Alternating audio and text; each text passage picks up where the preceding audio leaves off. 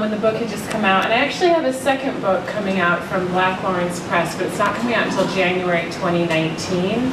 So a good friend of mine said, think of this as your last sort of outing with this child. So that's what this is. So thanks for being here for that. So I was kind of going back and forth about my set list, but then Bonnie had a request and it helped me a great deal. So here we go. I am going to open with a newer-ish piece.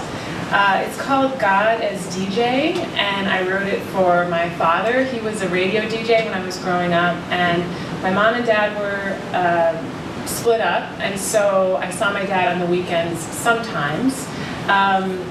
And since I didn't get to see him that often, it was really cool when I got to hear him over the radio.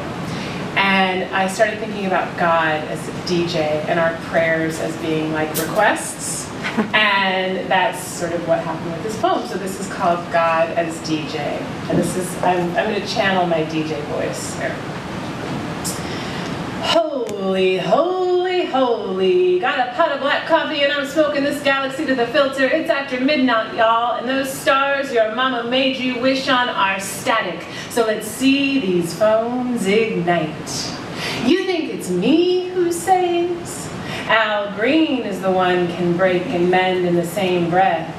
If I can't stand the rain, don't make your daddy sit down at the kitchen table and weep into his fists, then he ain't got no soul to save. Call me, I'll spit anything for you crows building lives out of gum wrappers and barbed wire. Right now I'm gonna put the needle down and summon earth, wind, and fire, because we both know it's the only salve there is for all the nights you're gonna spend burning neath my moon. This one goes out to all the maniacs in their little pink houses and all you mamas and papas pacing living room floors with your bundled wailings. And for the rest of y'all, remember, it's the devil wanna burden you with wings. It was me set you free with hips and fingertips. Could be your bones is days from dust. So go on now, get thee to the bedroom, the back seat, the dance floor. Call in those requests. I'll only say no if you ask for stupid shit, like Donna Summer or some little red Corvette.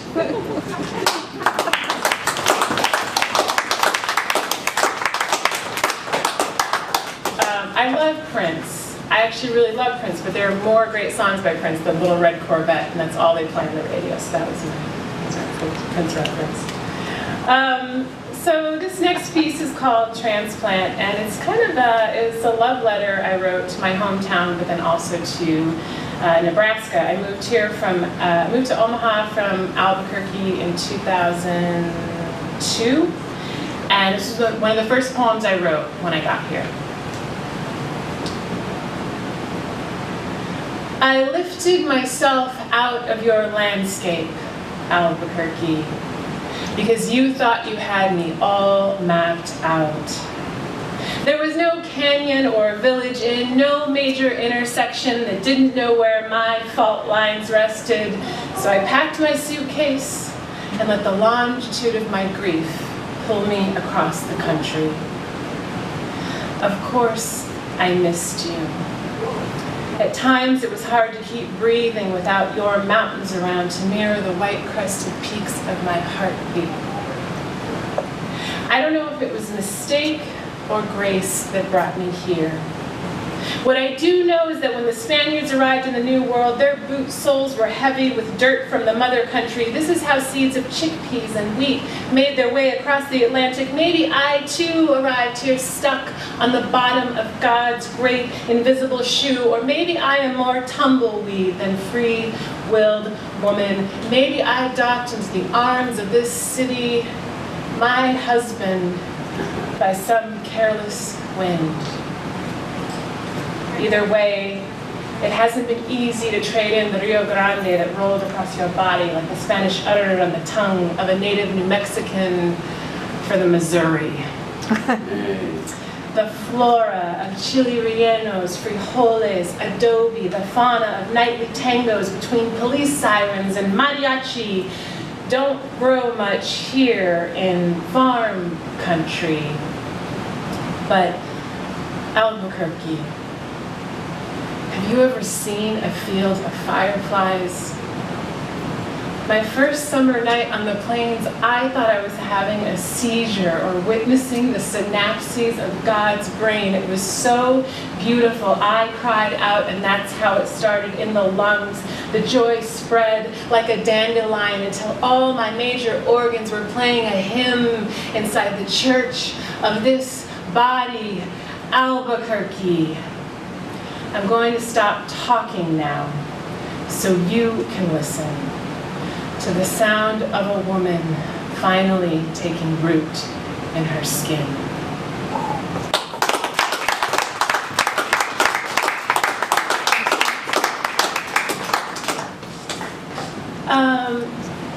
This next piece is called Comfort Food. Y'all probably heard this one quite a few times. We have all these wonderful poets up front here, and they are, well, I want to say respectfully, you're our elders, and you're the people who, like, the poetry fires are burning, and then they sort of start to go down, and you think, oh, poetry's dead, nobody cares, why am I doing this? And the elders, you all, like, keep blowing on the embers and keep it all going. So there's wonderful poets up here. I just want to recognize you. Thank you for coming. So this is called Comfort Food. I wrote this after I saw Julia Child. Do y'all know who Julia Child is? She's like that, has that crazy voice. She cooks on PBS. Bon appetit! Bon appetit! So I saw her eat, she made from scratch a fruit tartlet, and then I watched her make the whole thing, and then she took the first bite and she started crying because she said it was like so delicious. Okay, I gotta find my page here. Page 50. So, I don't know, y'all. I'm like, if there is a heaven, I definitely want there to be music there, and I definitely want there to be good food. So this is comfort food. I come from a long line of women who insist on cooking up a religion that is more starch and human, calling on a God who measures blessings. Maybe this is why most Sunday mornings I can be found on my couch, watching cooking shows on TV, searching for a God who is more Julie Child than Charlton Heston. I want to imagine a heaven that's one big, small kitchen, a place where all our souls will eventually rise to sit around the table and break bread. I can see my grandfather passing the butter to his daughter while God putters around the kitchen in her white, billowing apron, measuring and mixing flour, sugar, baking powder. She spills a little salt, pausing to throw some over her shoulder to ward off the bad spirits. And when a handful of it lands in the night sky, she doesn't bother to sweep it up because she's not the cleaning type. And because she knows that all of us down here, whose lives are messy, more accident than precise recipe, are hungry for something to wish on.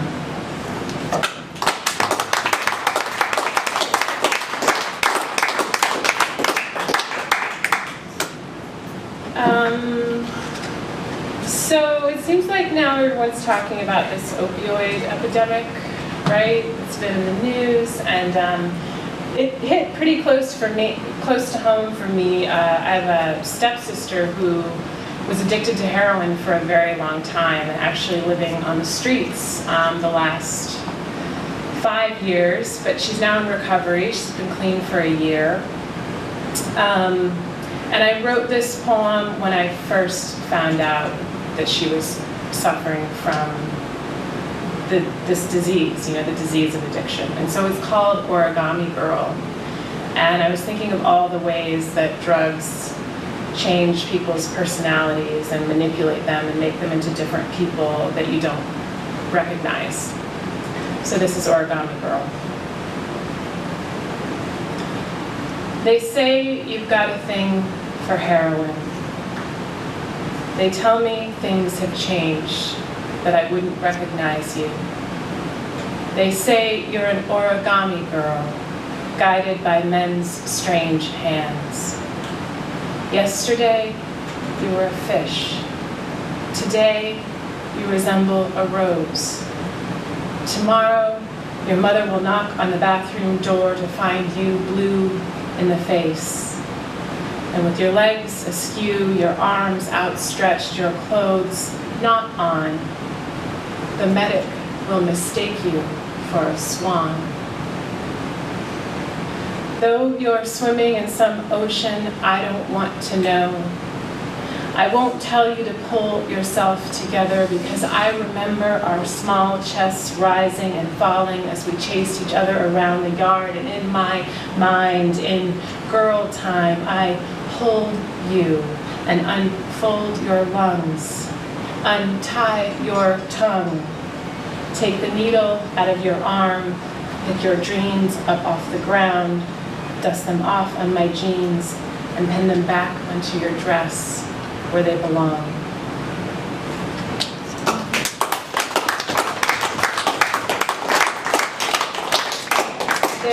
It reminds me, does anybody know the singer-songwriter Darden Smith? He has this great song. I did a show where I got to open for him. He's a singer-songwriter, and he has this great song called Broken Branches. And he wrote it after seeing a homeless person on the street, and he looked at that homeless person and thought, oh my gosh, that's somebody's son or daughter. And so the line is, hey, that's somebody's daughter, hey, that's somebody's son, somebody's pride and joy, how could it be a broken branch on the family tree? Isn't that cool? And so I always had that song kind of in the back of my mind, and then when it was my stepsister addicted and homeless on the streets, it's like, oh my gosh, it really is somebody's daughter, somebody's son, somebody's child. So, keeping with this uplifting theme, I'm gonna read a poem I wrote for all the women artists I love who committed suicide, and then we'll rise back up. But it's art, right? Pain and joy and all of it. So this is called Come Back, and I don't know. When I first decided I wanted to become a writer, I fell in love with all these different women poets, and then I would do research on them. I'd be like, oh, she killed herself. And then I fell in love with this other woman poet. Oh, she killed herself. And I think things are better for us now as women poets. We have more opportunities to get out there and use our voice, and we don't swallow it all, and it doesn't eat us alive. But this is called Come Back, and this is me calling back not just women, but like all the artists. Kurt Cobain, he was huge for me in my youth, took his life. This is calling all the artists back. So this is Come Back.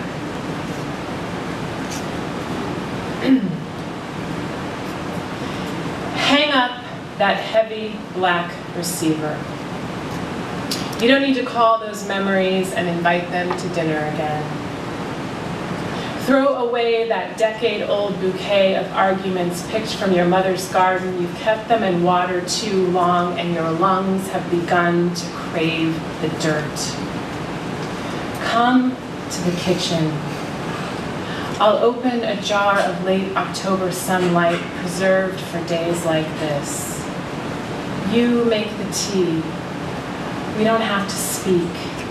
We can let our mouths cosset their tongues, let our spoons heavy with honey do the weeping. When we're done, we'll cut the hands off the clock, tie our hair out of our faces, and clean the skeletons out of your closet. We'll laugh about how you used to dress those bones up in chiffon and take them out to poetry readings, strangers gawking as you stood behind podiums, slow dancing with your misery. Come back and we'll stay home. We'll put down our pens and raise our voices like empty beer bottles, born again into blue jeans and sweatshirts. We'll grow the hands of carpenters, become fluent in wood and hammers. We'll break open those rib cages and build a cradle lined with breath. Together we'll make a soft place for you to put down the voices you carried night and day, insistent and greedy as a newborn baby.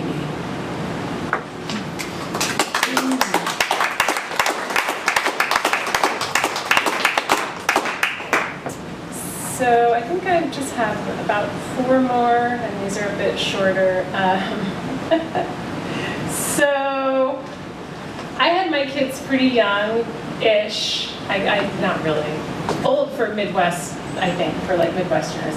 But all my really good girlfriends were not having babies when I was having babies. So I had the experience of like, I'd have like a baby vomiting on me and another one, you know, running around half naked, total chaos, crowds of laundry. And then my girlfriends would be calling me like, oh, I'm just about to get on a plane to go to New York City just for fun, or, you know, and I just hated them. I hated them. But now both of those girlfriends just had their first babies at 40. And I'm like, woo, I'm in Norfolk doing a reading. They're with their babies. So this is called Not Too Late. And this is what I wrote for my girlfriends that I loved but resented. My girlfriends are calling long distance. Seattle, San Francisco, they're 32, pushing 33, almost 40, worried their wombs are uninhabitable. Moons scoured clean by Cosmo Girl and nicotine. They need to know what it's like. How will they know if they're ready? Their clocks set to detonate. My talk into the receiver is all sweet. I decorate my lair with pink roses and votives, tell them over and over it's safe to enter, that the love they'll feel is indescribable. Maybe it's because I love them. Maybe it's because I hate them. I hang up without saying, you'll give everything and they'll take it. I don't tell them it's not too late to turn back. That I labored until dawn, and when the nurse put the baby in my arms, the sun was just beginning to set the city I knew on fire.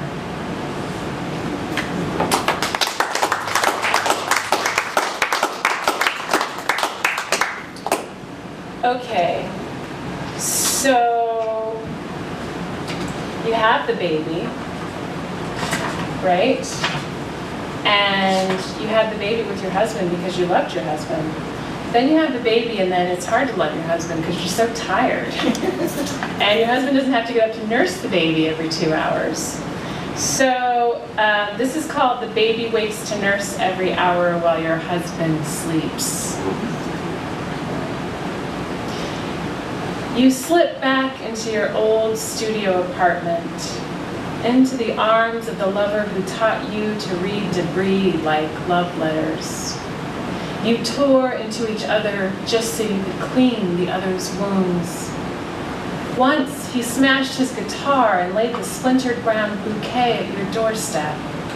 He stood below your window howling your name over and over, and then, this is what you did to me. No more overturned coffee tables and crooked blinds. No more arguments rising like fumes into the neighbor's upstairs apartment. Remember how his pupils swallowed all the light just before he punched the wall behind your head? A black flower tucked behind your ear. Daughter at your breast, husband curled inside a dream. The vase on the bedside table holds itself together, and you miss the wolf. Wish he'd blow this house down.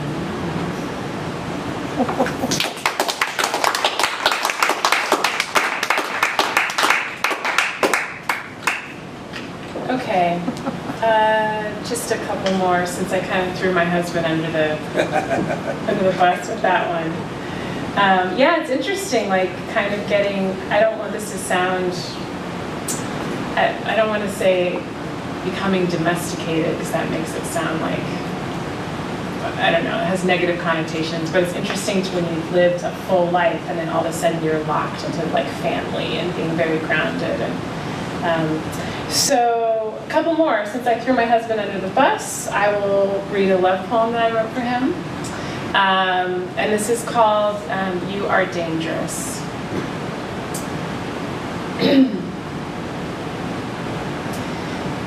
You are dangerous because you look like my father and you taste like water. Because in this circus, you don't juggle flame or paint your face. You pitch the tent. Your sweat falls unnoticed on the ground, planting salty seeds to grow whole oceans for the women you love to swim in, so that when you come to them, towel in hand, they can tell you, breathless, I am doing swimmingly. Yes, you are dangerous. Bent on one knee, hell-bent on loving me, while the earth around us spins about, drunk on its own neon sermons and nursery rhymes. You wait, full of silence. You're a piano in the palm of a wheat field at dusk. This is hardly common, and you have everything in common with dreams. This is why your eloquent bones startle me.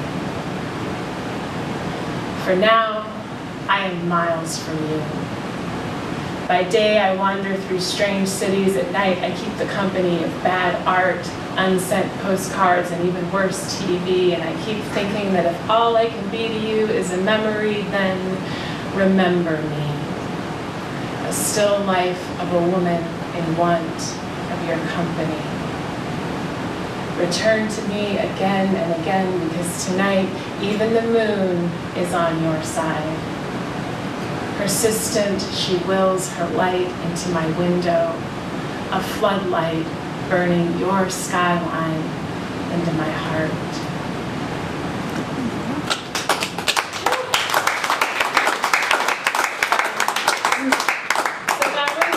I had been so used to dating really insane men. And my husband, like when I met my husband before he was my husband, we were dating from a distance. I was touring and I was still traveling. He was so nice. Like he called when he said he was going to call, and he sent flowers, and it confused me, y'all. It confused me because I didn't know. I was like, isn't love supposed to be really treacherous and you're all torn up and And so that was actually a poem I had to write for myself to be like, yes, I love him, and kind of to convince myself that he was dangerous in his own way. All right, final poem, and then I'll open the floor to any questions. This I'm just going to close with because it's just a really fun poem to read, and I think the title says it all. The title is What You, the tall, blonde-haired, blue-eyed, smart, talented woman who keeps hitting on my husband, don't know. Though we're in a crowded room, you say his name as if you were drawing a bath for just the two of you. As if you were lying beneath him, throat open, body reaching. You press your hand into his, mistake me for a ghost, a phantom, just the woman he's woken up with for the last 8 years. What you don't know is that he and I had the nerve to get married outdoors, in the evening, in late October, in Nebraska. That the morning of our wedding, the sun rose and unwrapped a perfectly blue sky. That afterward, I got pregnant too soon. Told him in a grocery store parking lot, bit my lip while he stared at the steering wheel. That when our first daughter came, I clung to him and cried for weeks, our basement apartment overflowing with emptiness. You don't know how many nights the baby screamed, how the moon looked on uninterested while we took turns yelling at each other, wondering aloud what the hell were we thinking, wishing our hearts would break and not keep going. Like mules, we took whatever we were given and kept moving without asking for water. You don't know how each sorrow deepened the well, rekindled the thirst, opened the doors for the second daughter.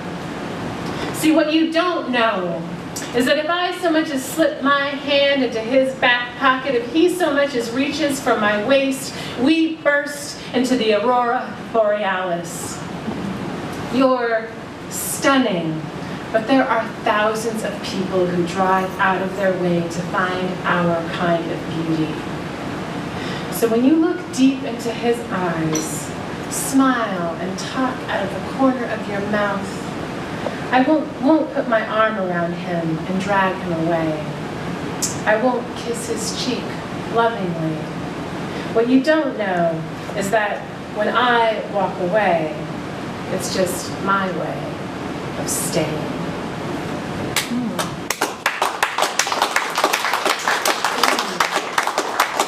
So, don't piss off a poet. They'll write a poem about you.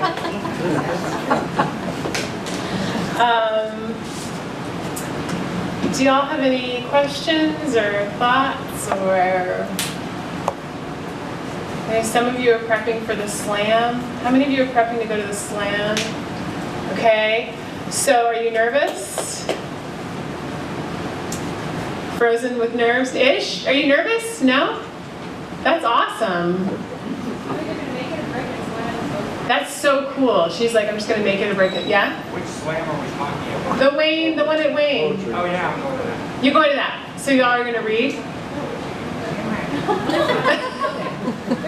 There are 2 slams in Wayne. 2 slams. There's a poetry and there's writers. Yeah. Oh, there's like a prose slam? Oh, that's cool. That's a new thing. Because the poetry one is the one that's coming up though, right? They're both coming up. Okay, cool. Well, I can just tell you, Mark Smith, who founded Slam, he said you should always try to start with something that's got a little bit of humor in it so that your audience knows that they have permission to laugh, just to kind of loosen them up a bit. I can pass that on. Just have to keep thinking. So any questions, any thoughts? Yeah. Well, the press is very lucky that he came here. Oh, thank you. Thank you. I'm really lucky to be here. This is an awesome place for a writer to be. Yeah. I honestly, like when you wrote the poem on cheating, on the woman who is messing with your husband, Yeah. and the fact that your girlfriends were doing their thing while you were taking your shirt, were those 2 poems just your way of saying payback's pain? Well, yeah, that's why I said don't piss off a writer.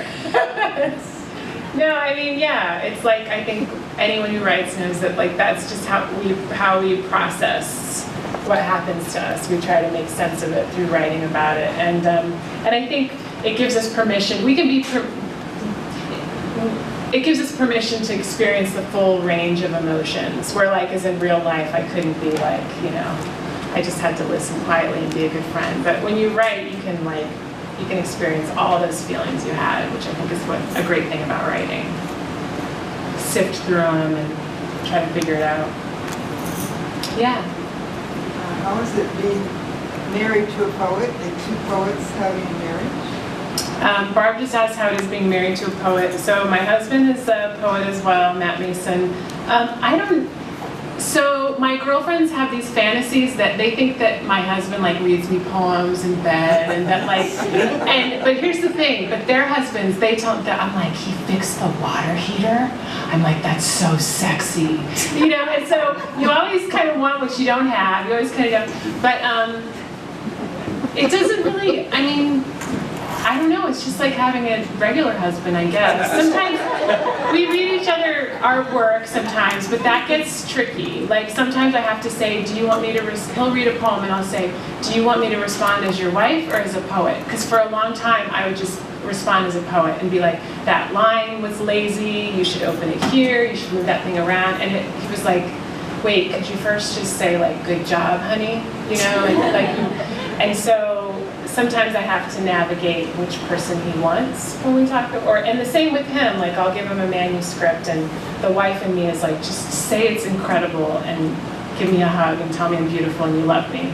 But the poet in me knows that once he does that, then I really actually want him to be brutally honest and it helped me be better at what I'm doing.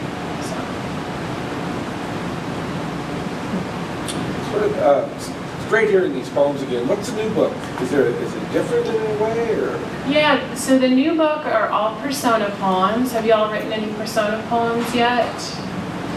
Persona poem is where you write in a voice that isn't your own, and so the poems are all centered around the myth of Demeter and Persephone. It's Demeter and Persephone's voices after Persephone comes back from the underworld and has experienced the trauma of rape and all the trauma she's gone through, and so it's the mother-daughter trying to navigate that together. Yeah. it was really depressing to write, so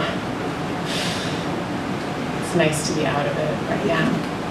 Yeah. So, your first poem that you read, God is DJ, yeah. Is that kind of persona? Yes, that was a persona poem as well. Yes. Yes. Did you always want to be a writer? Yeah. I mean, I remember being little and telling my mom I wanted to fly hot air balloons because I'm from Albuquerque and we have the largest mass ascension. We have the balloon fiesta there. It's amazing if you ever get a chance to go. So I said I wanted to fly hot air balloons and write children's books. So, That's great. yeah. So do your daughters have the tendency to want to write? Have the No. creative streak?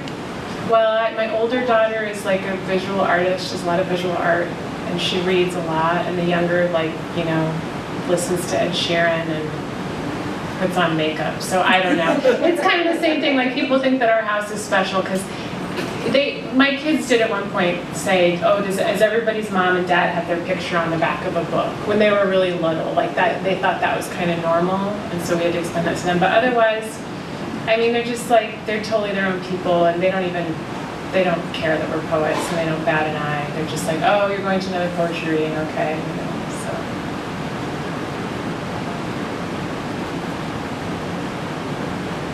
Yeah. Have you ever written a children's book? I haven't written a children's book. Why not? Well, I want to. I want to with my girls, actually. We've been talking about it for a while. Yeah. Have you piloted a hot air balloon? I have not piloted the hot air balloon, but JB, you just gave me an idea for, that's what I should do this year. A children's book? No, I about hot air should, balloons? I'll write the children's book while I'm in the balloon. Perfect. There you go. Have you ever been in one? No. Has anybody here ever been in a hot air balloon? Yes. Is it incredible? Yes, mostly. Terrifying? But we crashed. Oh. Oh, That was a little scary. yeah. How far It up must were be you so before you peaceful. realized you were going to crash? And we were pretty far near Colorado and mountains. Oh, that's Jeez. But no one was killed. So maybe I won't go on the hot air balloon. Maybe just a children's book instead. Oh my goodness. We have one more. Yeah. Oh, is someone else raising their hand? Then maybe, did you raise your hand? There's I some. thought I know someone else raising their hand. You're fine. Go for it. Okay. Have you ever written anything other than poetry? Yeah. So I'm working on a young adult novel just for fun right now because working on my second book was so depressing and brutal, and I worked on it for 5 years. So now I'm writing a YA novel. I had a really insane youth, and so my youth, I was a pretty crazy kid and ran away a lot and went through a lot. So I'm incorporating all those experiences into my YA novel just to kind of process it and for fun. I don't think anything's going to happen to it, but. What's the name of that novel? Huh? Can you say that? Yes. You want to hear it? It's called Beautiful Dead End. And if anybody steals it, we're being recorded, so don't steal my title. It's a good one, right? Don't take it. What do you enjoy most about your work, What I enjoy most about what? your job? Well, I teach. I really love my students. I love hearing their stories and reading their work, and it feels like a real honor that they trust me with their stories, whether it's in poems or essays or whatever. It just makes me a better person, and I really love teaching. I would like to have a full-time job. I'm adjunct, but I don't love that part, but I love the students. Yeah, y'all are awesome. You give us hope.